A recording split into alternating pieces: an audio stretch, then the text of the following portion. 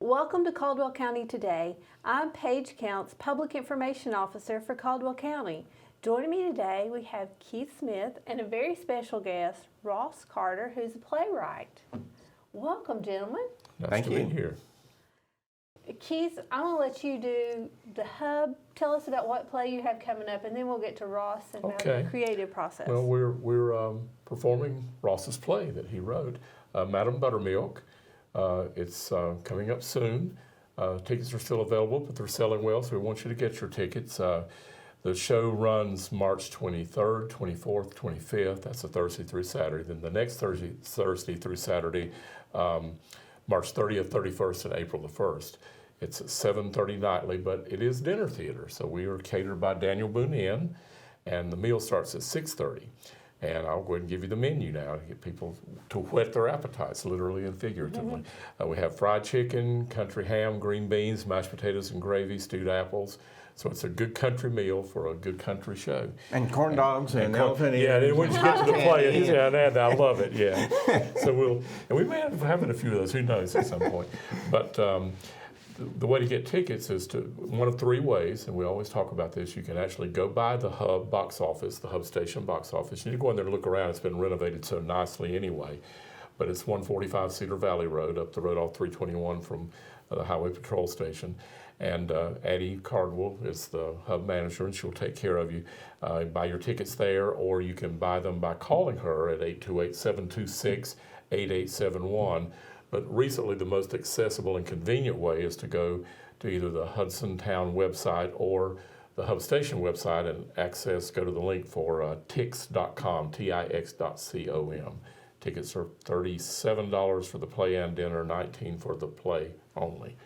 And so we look forward to seeing you, but we want to get to that's the meat of the food and the logistics, so now I want to get to the meat of the show and introduce Ross. Yes, Ross.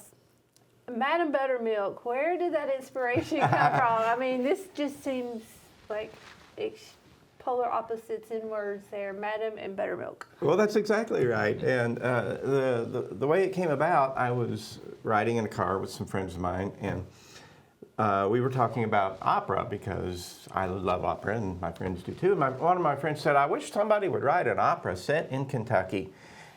And I don't know why, I just said, Madam Buttermilk. And everybody laughed. Everybody in the car laughed, and I thought, that's a good title. If people are laughing just from saying the title, then they're going to have some good expectations about the rest of the show. So I pondered it for a few years until I finally got this idea of having an opera singer who has to sing with a country music band. And I'm not an opera singer, but I love opera. And when I was in college, I played in a country music band. So I sort of knew that aspect of the story. And then I got the idea of setting it at a state fair. And that's why I made the crack about corn dogs earlier. So that's how the story came about. And it turned out to be something that people really understand and think is fun. When you tell them it's about an opera singer who has to sing with a country music band, they know it's going to be funny. And it is. And it is. Very clever. Do you write the music for your plays as well as all the other? Everything. Yes, I do. And I write the music and the lyrics and the book. And I really don't know how else to do it. I don't know how other people can work because the music is so much a part of the story. Yes. And I mean, when I'm coming along writing a scene and I think, okay, I need to establish certain things here. How am I going to do that in a song? I really don't know how you just tell two other guys, say, okay, you write the lyrics and accomplish this, and you write the music and accomplish that. I don't know. I already have in my head what that song needs to do. Now, in the case of Madam Buttermilk, that was a little easier than normal because it's easier to write a country song than it is to write an opera aria. Nothing against country music, but it's a different set of challenges to do. So I tried to make some music that sounds like a country music band, and it does, and also some songs that sound like the kind of songs that opera singers would sing in a musical. Where did this show premiere? Well, my hometown is Lexington, Kentucky, and so when it first got started, we had what's in theater what's called a staged reading. It's where you get some actors in and somebody to play piano, and the actors have the script in their hands. They don't attempt to memorize the lines, and there's no costumes or set or anything, but they walk through reading the lines, and you have an audience in there, and that way you can judge and see what works and what doesn't.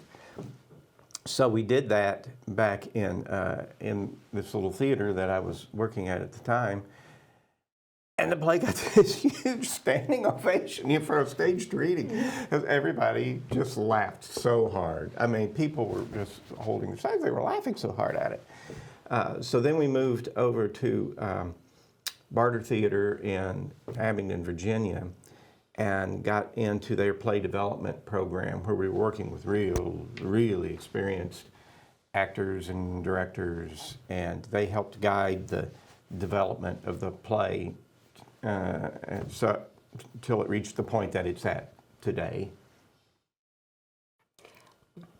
You have some bad. No, that's fine. It's just it's always a developmental process, and but particularly with comedy. If you don't mind, yes.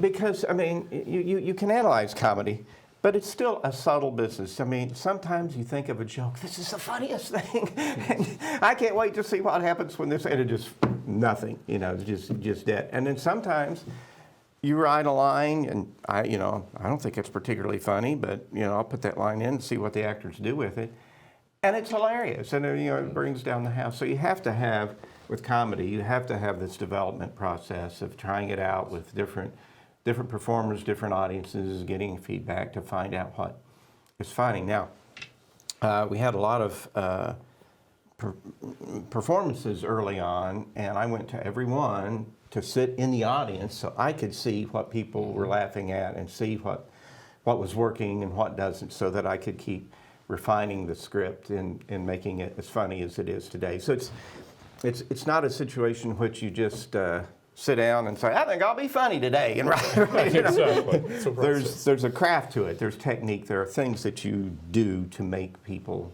laugh. And even to add to the challenge, once it's established, still on any given night of a particular performance, part of the challenge and interest is that people will laugh at certain lines some nights and certain other nights. And we talked about earlier, I saw the show at Barter, and we're talking about this, and I think I mentioned this on air the other day when we were talking, but the show was going on very nicely, and the character that plays the stage manager within the show said, okay, everybody be quiet, and this guy in the audience couldn't help it, bless his heart, had this huge sneeze. And everybody laughed, but it was perpetuated more by her reaction to it because she took it into the moment.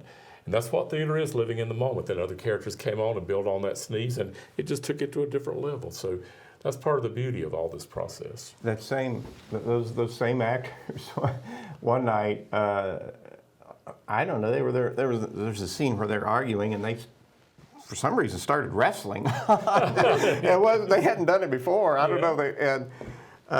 And one of the characters' hat fell off and kind of rolled to the other side of the stage. And so this stage manager, while still wrestling and lying on her back, kind of wormed her way across to grab that hat and put it back on his head. And it was hilarious. And everybody laughed. It's always hilarious when it happens unexpectedly. And Ross was talking last night to our cast in Hudson about how comedy is about finding the unexpected. And he's exactly right with that. I'll give you another example. We were doing the play, forget the play right now. It was No Time for Sergeants, which turned out really well. Yeah. And the general came out one night, and he had his coat buttoned up wrong. He had an extra one. And people just roared. And it was unplanned. So I said, we're going to keep that in the show. So the next night he did it, but they didn't laugh. They somehow sensed that spontaneity. Oh, that was a mistake. So you never know. I was in a show one time, and I was an actor, and we were in a rehearsal the night before, and this actor came out and sat down on a bench, and he sat down on the end of the bench, And the bench flipped up, just like did a somersault in the air, and it crashed him to the ground. And everybody came running over saying, Terry, are you all right? And the director came over running, Terry, can you do that every night? That's a director for you. There you go. That's pretty good. So, I mean, it really takes, there's an art to being funny. Well, there's a skill to it, yes, and an art, I think, but there's craft to it. You have to, I mean, I don't know if I don't want to give away all the trade secrets, but you have to, you have to make people think you're going in one direction, and then you go in a different direction. There's this old adage you hear in theater that comedy comes in threes, which doesn't mean anything, and I've never said that. But what that means is, if you do something here, and then you do something here, the audience is expecting something over here. It's like the shell game. But if you give it up here, that it's funny, that makes us laugh. And all this was worked out by the Roman playwright Plautus, ages ago. But that's what we laugh at in our culture is the unexpected. And so, as a playwright, you learn to set things up so that you can deliver something unexpected a little later. Ross, how long have you been writing plays? Since 2013, I think.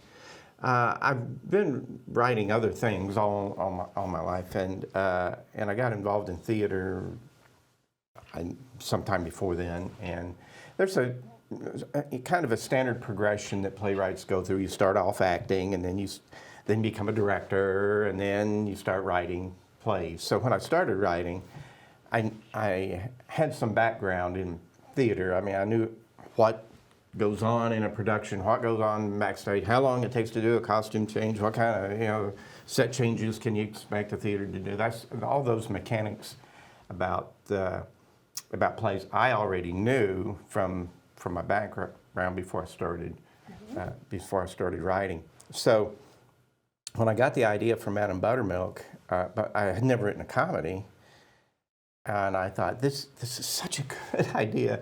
I don't want to make beginner mistakes on Madam Buttermilk.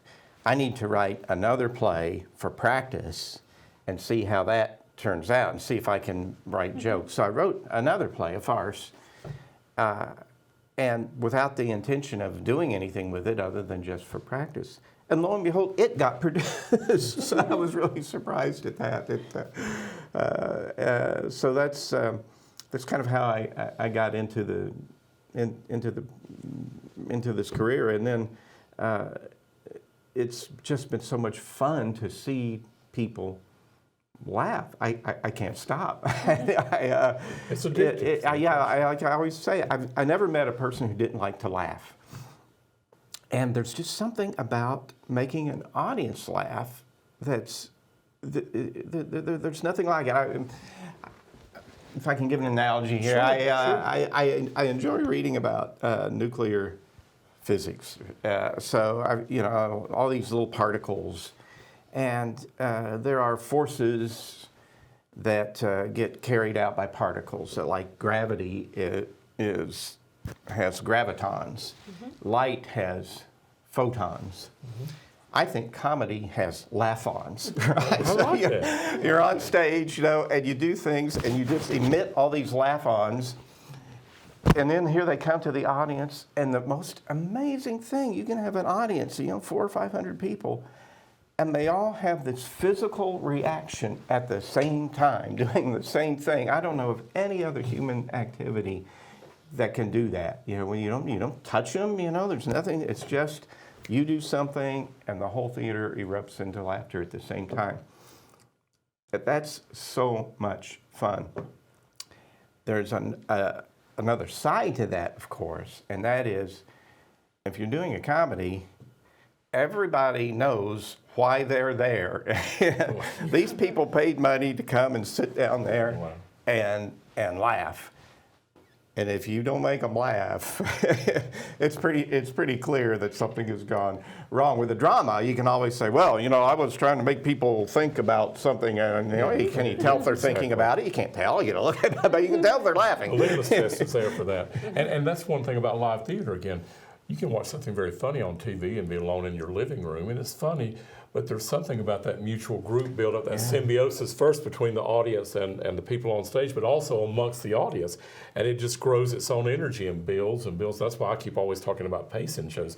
Once you get it going, you got to keep it going, or you might fall back and you have to start again. But there's something about that group, that communal laugh, that's just very special. Absolutely. And I think very healing to people's spirits. You can, it's a funny thing. There's just so much to learn about it as you go on. One of the things I learned as director is that you can accumulate jokes and people will laugh at them all at the same time. So if I got a joke here, a joke here, a joke here, a joke here, and then I do a pause or do something, people will laugh at everything that has happened instead of laughing as they go. You can kind of control that moment when they erupt into laughter by the way the actors work and so forth. It's just so much fun. So come and see this play. This is, and of course I'm going to promote plays in which I'm involved, but I do believe in them. But this one is very special for lots of reasons. It's the current one, and that's part of the thing, but as Ross was talking about that process, how he, in the car with the gentleman, came up with the idea. This is very unique, and sometimes Southern comedies, and I've done several of them, directed several of them, and some of them are very good. Others are kind of what I call bubble gummy. They have a formula and everything. This show is very unique. It's a unique perspective. It's people who love opera will love it. People who love country music will love it, and all genres in between. And it's about acceptance of other styles of music, just doing it right, and about relationships. This is a stand and present show. You come out and you perform, but you got to relate with everybody. But this is special because Ross wrote some very good music. It's very credible, very substantive music that he wrote. And then he did have Mark Hayes, who many of you will know, a lot of people from the Baptist Church especially, who's arranged and written so many things. But he came in and took Ross's very unique on music and helped develop some of the orchestration for that and the arrangement of it. But it's very substantive music. It's very clever music. It's funny. You got to listen because it just goes flying by, and it's wonderful, every bit of it. But the characters are well developed, and you care. If we do it right, you get drawn in and you care about those characters, and you pull for a happy ending, with all of it together. So come see this play because you're gonna. I don't want to give away too much, but we talked about it before already. Our lead singer, all the characters are very experienced and have beautiful voices, but Allie McNeely, who's playing the lead, is a true opera singer, and Ross got to hear her for the first time. You can comment on her if you. She's just amazing. Yes. The show is about an opera singer, and we got an opera singer. Keith did. And there are a lot of people who could play the role. Nice female singers who do leads, but it's just not that level without this. So another reason to come is. This is clean comedy, and to me, that's the best kind. Yes. There are various kinds of comedy, and but we don't often see comedy that's really, truly funny, and it's clean, and it's not mean. It's just, and there are no villains. It's just good people being themselves, and that's where the conflict comes from. People being themselves in this world of the state fair. And something I really respect about Ross, he and I were communicating back and forth, and you can make jokes at the expense of country people, or a certain town or a certain, and that's why it's kind of nondescript. And Ross had some funny stuff that came up, but he vetoed that in respect for the people. Now, yes, Carly, the lead opera singer, she kind of trashes that world because she's thrust into it against her will, but then she comes around too. That's the beauty of it. But I do respect him for that sense of respect for all different aspects of human life and social structures and strata, and so that's good. And I've been trying to take note of that since then as we work on it. Well, Ross, I do have to ask, because you mentioned this idea rolled around in your head for years. When did you start putting pen to paper, or did you make notes over the years? How did that process work? Well, at first I wasn't sure I was going to write a play. I mean, my first thought was to make it a ballet, believe it or not. And I had sketched out this play, this ballet, Madame Buttermilk, and I thought it's going to be a comedy ballet. You don't see that many of them. There are a few, but they're pretty rare. And I thought, this would be fun. But that idea just didn't pan out, and so I kept working. And then I thought, okay, what if I made it a musical? What if I made it a country music thing? And can I do something with country musicians and opera singers? And what I want to do, and then I got this idea, what I want to do is have something going on early in the show where you've got country artists singing country and opera singer singing opera or opera-like. And then by the end of the show, it's reversed, and the country people are singing the opera line, and the opera people are singing the country line. And I thought, that is my goal. All right, so I know the beginning point, and I know the ending point, and how am I going to get there? And what characters am I going to have to create to get there? So that's the way the process started. Well, very cleverly, the way you use the Cajun music aspect too, because there's that French language in opera and in the Cajun music, and that's a nice aspect. Yeah, there's a very famous opera aria that everyone won't recognize. I won't say what it is. And I managed to set country music lyrics to that opera aria. He's a great wordsmith, he really is. That's one of the funniest moments, I think, in the show. Out of many moments. If he's like me, when I'm working on a creative process, I'll get an idea at 4 in the morning and get up and scribble it and cannot read my writing. Or I'll be at dinner and I got notes on a napkin and I'll put it in a box. So, I got to bring this back out. So it's maddening. Yes, that's the way it works. I want to have you to tell your story. We talked about how birthing a play is, because it is a constant battle to do all this. So I loved your analogy with that. Well, yeah, I mean, someone asked me, what do I enjoy most about seeing my plays produced? And there are many ways to answer that, but one way is the characters. I personally don't have any children that are flesh and blood, but I've got lots of humans that I've created on paper, and I've created all these characters, and to me they're real, and to the audiences they're real. And yet every time one of my plays is produced, it's a different environment, different theater, different director, different sets, costumes, actors, and people have a different take on these characters, and so it's almost like seeing your child be born over and over, with each production, except you don't have to pay for their college. That's right. And you know how they turn out. I love it. Yeah. Prior to becoming a playwright, were you doing other types of writing? Well, I was a lawyer for a long time, and I don't know, 20-some odd years. But lawyers do a lot of writing, and my particular job for most of my career involved legal opinions. The Attorney General, I worked in the Attorney General's office, and I was in charge of the branch that makes Attorney General opinions. So it's constant writing all day long and supervising other people or managing other people who are doing writing. And you don't get that many opportunities to be super creative, but you get a lot of discipline about writing and learning when to cross out a page and start over or throw the whole thing out. The pinnacle of my career as writing Attorney General opinions was the University of Kentucky wanted an opinion one time on whether their ag department could legally compost chicken carcasses. And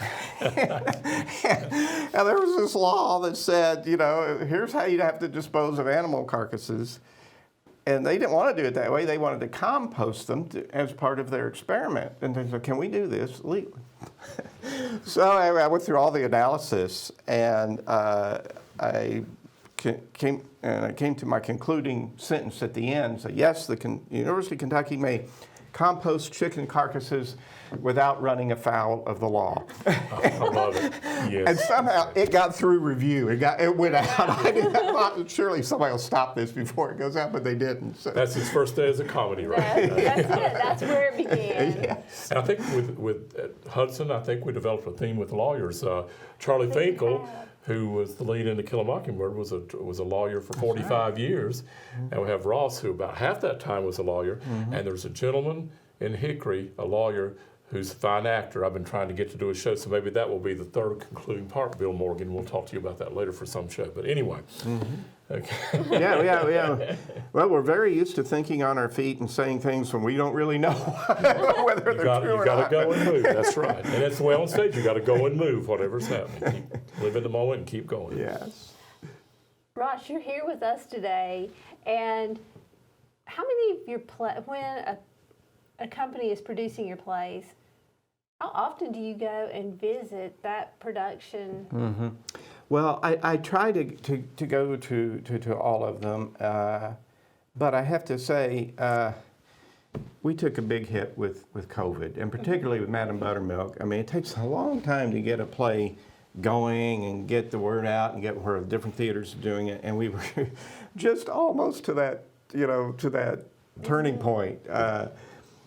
And then COVID hit, and we had contracts canceled and theaters shut down, and then now they've got this backlog of stuff. So it's the most difficult time for that reason to get something going. So I'm grateful to have the opportunity to come to North Carolina and see. And you just never know. Like here in Hudson, North Carolina, who would have thought we'd have a real opera singer come? I didn't expect that. And we had a production down in Franklin, Tennessee, where there was there was a lot of talent, but among other things, there was a gentleman who just lived to make props for the set. That's what he loved to do. And he made some of the most fantastic mechanical contraptions, that worked in this play. They were funny and they worked. And you wouldn't expect that. Maybe a big theater, you expect a props department, but not a community theater.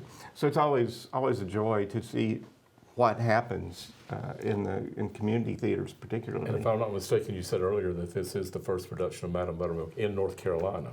North Carolina premiere, yes. So another reason to get your tickets. North Carolina That's premiere. Right.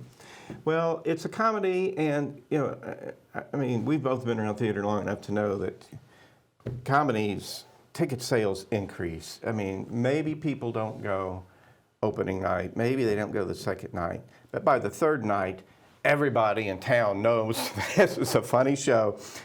And if it's a really funny show, the people who did come opening night, they come back and they bring their friends and tell the friends. So by halfway through or third of the way through, tickets become very scarce. So it's a good idea to buy them now. Yeah, and that's been a very common thing with us. The second week outsells the first week because of word of mouth or that sort of thing. But I'm trying to get people to believe it enough to come early, so we sell it out both weeks, the full run. Well, Keith, speaking of selling it out, go ahead and review all of the logistics of the show. Okay. Show's Madam Buttermilk, fine, delightful musical comedy. It's going to be playing at the HUB Station Dinner Theatre. This is our 32nd Dinner Theatre production, and we've done a couple other shows there. But the 32nd, the dinner is catered by Daniel Boone Inn. It's going to be, again, chicken. I could do like that guy in Charlotte. He said, chicken and country ham and green beans and mashed potatoes and gravy and stewed apples and biscuits and strawberry shortcake and a fine meal, a fine comedy, Southern comedy meal that's very befitting to the and then get your corn dogs on stage and your popcorn. And I've learned now to make sure I include that. And then it runs 2 Thursdays through Saturdays, and it's coming soon. It's March 23rd, 24th, 25th, and then the 30th, 31st, and April 1st. Tickets are $37 for the show and the dinner, and $19 for the show only. and those will be balcony seats. But again, we always say, and it's true, there's not a bad seat in the house, but the music assimilates so nicely, it blends farther out. So anywhere you sit, it's going to be a nice experience. You get your tickets in one of three ways: by calling the HUB Station box office, 828-726-8871. I'm sure that'll be up on the screen. And then you can go by the HUB Station, 145 Cedar Valley Road, and get your tickets in person from Addie, the HUB manager, at the box office there. But the most convenient way, as I said before, most accessible way accessible way is to go on the HUB web station or the HUB Station website or our Town of Hudson website, and there's a very nice clear links to tix.com, and you can order them at your convenience. You can actually look at the tickets and select your tickets on there.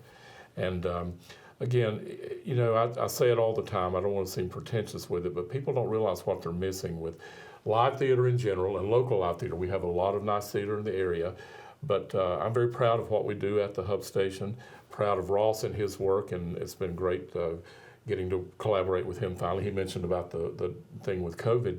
I saw the show pre-COVID at Barter, I think 2018 maybe. And it's the show I've been planning to do, but we had to wait for COVID, then we had other things in line and gear, but I'm glad we're finally doing it. But please come out, because I think you'll be pleasantly surprised if you've not seen a show. And this is a show men will love just as much as women. I've heard men actually say, oh, theater's for women. Well, that's not true. It is, but it's for men as well. There are jokes that only guys will get. Yes, there are. There are. Probably. There, exactly.